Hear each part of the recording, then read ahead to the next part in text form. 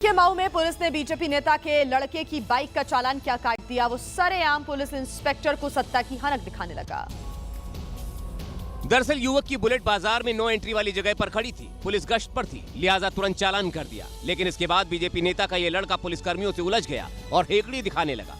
आप चालान काट दिए ना, आप ड्यूटी करो, ड्यूटी करो, चिल्लाने की जरूरत नहीं है ना। लेकिन गश्त पर मौजूद इंस्पेक्टर ने भी इसे कायदे से कानून का पाठ याद कराया।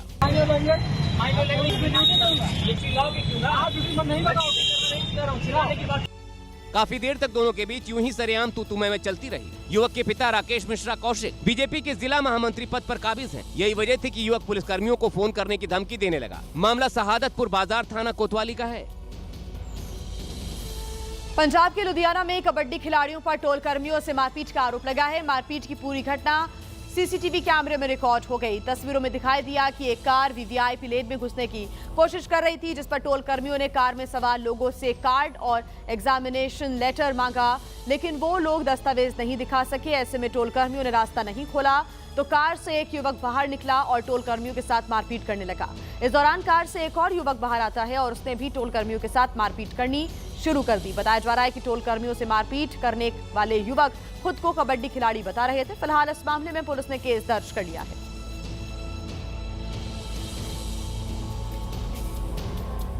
और आइए अब बात करते हैं छत्तीसगढ़ की, जहां के राजनांदगांव में एक शख्स ने अपनी प्रेमिका के पति को रास्ते से हटाने के लिए ऐसी खौफनाक साजिश रची कि जिसने भी सुना वो दंग रह गया। पुलिस ने आरोपी को गिरफ्तार कर जेल भेज दिया है।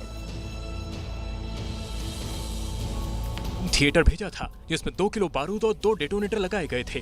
प्लान ये था कि जैसे ही पति गिफ्ट को खोले तो वैसे ही ब्लास्ट में उसकी मौत हो जाए, लेकिन ऐन मौके पर कुछ तकनीकी खराबी होने की वजह से बम नहीं फटा, जिसकी वजह से बड़ा हादसा टल गया।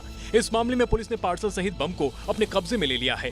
वहीं पार्सल जाकर छोड़ने वाले और भेजने वाले प्रेमी को हिरासत में ले लिया गया है।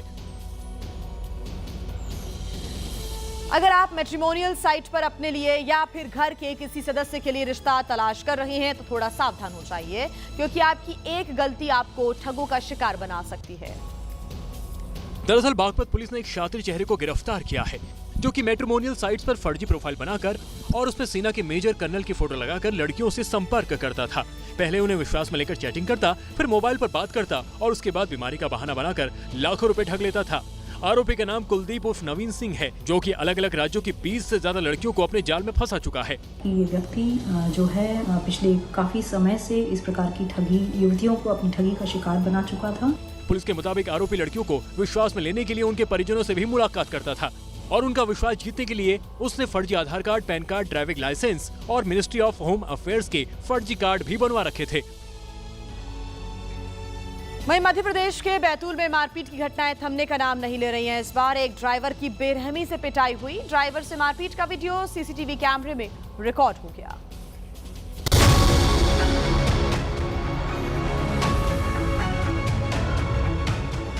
दे चांटा दे चांटा। वीडियो में एक युवक दूसरे युवक को बेरहमी से पीटता दिखाई दिया।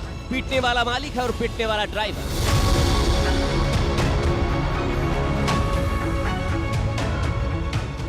मालिक ने ड्राइवर पर गेहूं चोरी का आरोप लगाया और दबंगई दिखाते हुए खुद ही पूरी तरह पीट डाला।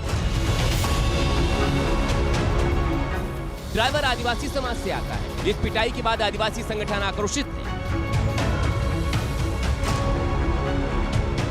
पिटाई करने वाले अंकित राठौर के खिलाफ ड्राइवर अजय बारस्कर ने पुलिस में शिकायत दर्ज कराई है और आरोपी के खिलाफ सख्त एक्शन की मांग की है।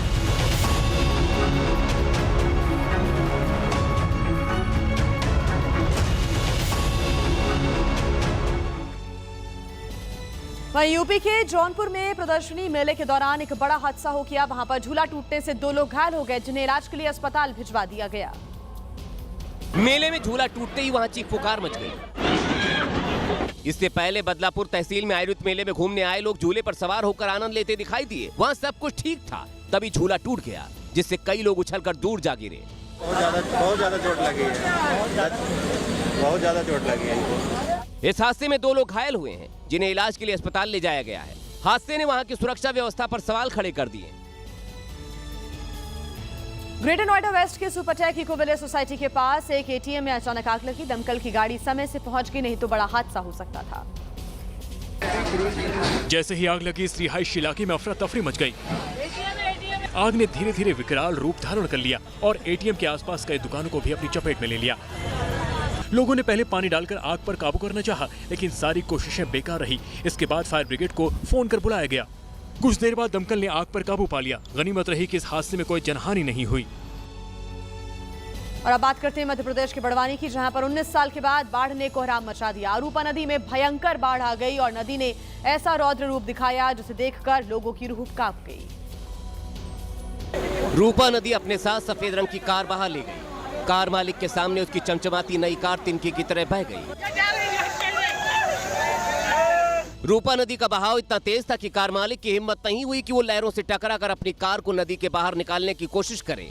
बताया जा रहा कि ये कार बड़वानी के नगरपालिका उपाध्यक्ष आकाश बर्मन की है, जिनकी कार ने जल समाधि ले ली। दावा है कि रूपा नदी में जब से बाढ़ आई है, नदी अपने साथ 4 गाड़ियों को बहाकर ले जा चुकी है, लेकिन खतरा अभी टला नहीं है। हिमाचल प्रदेश के कांगड़ा जिले से एक बहुमंजिला मकान की बाढ़ में बह जाने का रोंगटे खड़े कर देने वाला वीडियो सामने आया। ब्यास नदी किनारे एक आलीशान मकान बना था जो नदी में समा गया।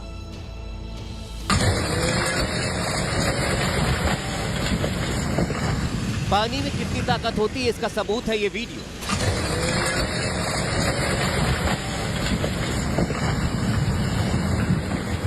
ये देखिए, ब्यास नदी ने घर को चारों तरफ से घेरा तो 3 मंजिल का ये घर ताश के पत्तों की तरह ढहने लगा।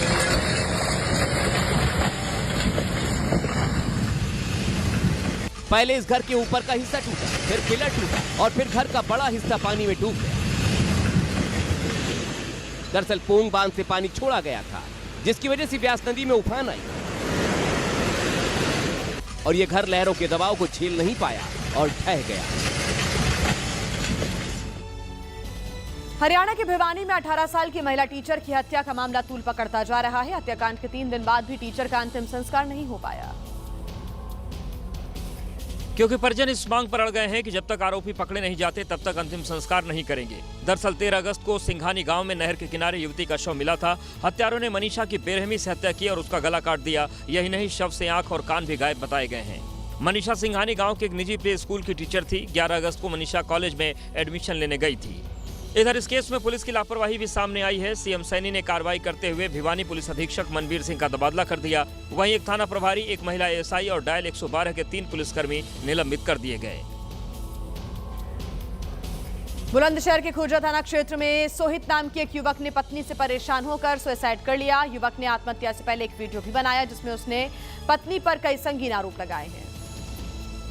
आत्महत्या से पहले बनाए गए वीडियो में युवक ने बताया कि 4 साल पहले उसने प्रेम विवाह किया था, लेकिन उसकी पत्नी के अर्जुन नाम के लड़के से अवैध संबंध थे, जो कि उसकी पत्नी की बुआ का बेटा है। युवक ने बताया कि जब उसने अवैध संबंध पर आपत्ति जताई तो पत्नी के प्रेमी और पत्नी के परिजनों ने परेशान करना शुरू कर दिया। उसके भाई जतिन और अभय ने मुझे तमंचे के बल पर डराया, धमकाया और मेरी शादी के सारे फोटो और वीडियो मेरे घर आकर मेरी आंखों के सामने जला दिया। वहीं सोहित के परिजनों की तहरीर पर पुलिस ने केस दर्ज कर लिया है। हालांकि इस मामले में अब तक किसी की गिरफ्तारी नहीं हुई है।